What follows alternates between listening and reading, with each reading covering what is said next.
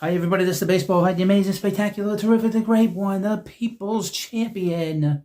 Your host, and welcome back to the Baseball Hut, and hopefully you like this video.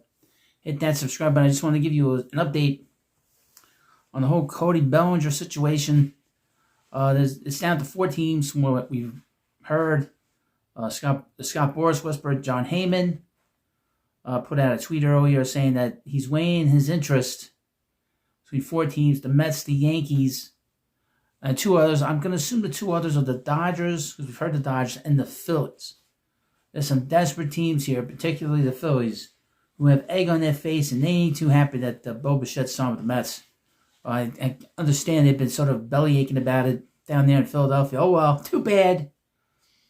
Too bad. Very, I don't know why the Mets are so into their heads, but it's just how it is, I guess. But Bellinger, like I said in the previous video about him, what I would offer him is 3 years, $150 million.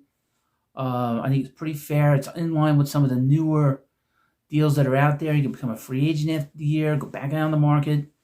If he gets less money next year, at least he made $15 million plus an option, whatever the money is. And it's just very good baseball sense, business sense, really. And I will say, a lot of people a lot of great comments on the last video, so I appreciate that. But that's kind of where we're at with that, I think, right now. We weren't going to hear anything on Tuesday because of the fact that we had the Hall of Fame voting, and the 2 new Hall of Famers, Carlos Beltran and, of course, Andrew Jones. I don't really care about the Andrew Jones. It's scum-sucking brave, to be honest with you. But Carlos Beltran got in today, and it's great to see.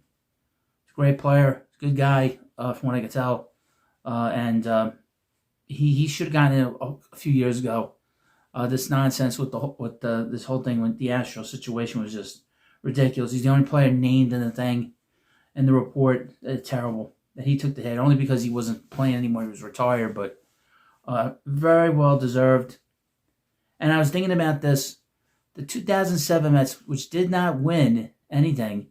2006 Mets didn't win anything. 2007 Mets didn't win anything. The Mets had 3 Hall of Famers on those teams. 3 Hall of Famers. You believe that? Tom Glavine, Pedro Martinez, and Carlos Beltran. And interestingly enough, why isn't Carlos Delgado getting more talk about, getting more love? If you look at his numbers are staggering. And I would mention, though, David Wright is still on the ballot. He's going to be on this ballot probably the whole entire 10 years. He's got 7 years to go. He's at 14%. He's at 14.8%, and he went up from last year and went up from the year before. We'll see where he's at next year. Okay, if he gets into the 25 range with 6 years left on the ballot, he's got a shot. He's got a shot. But some very disturbing names that are still on this ballot. 2 in particular, that skunk Chase Utley, one of the dirtiest players we've seen in a long time, and Andy Pettit. Andy Pettit is like a stool pigeon.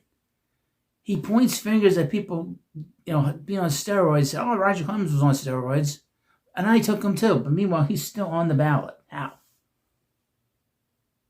Very, very strange. That's typical Braiders nonsense.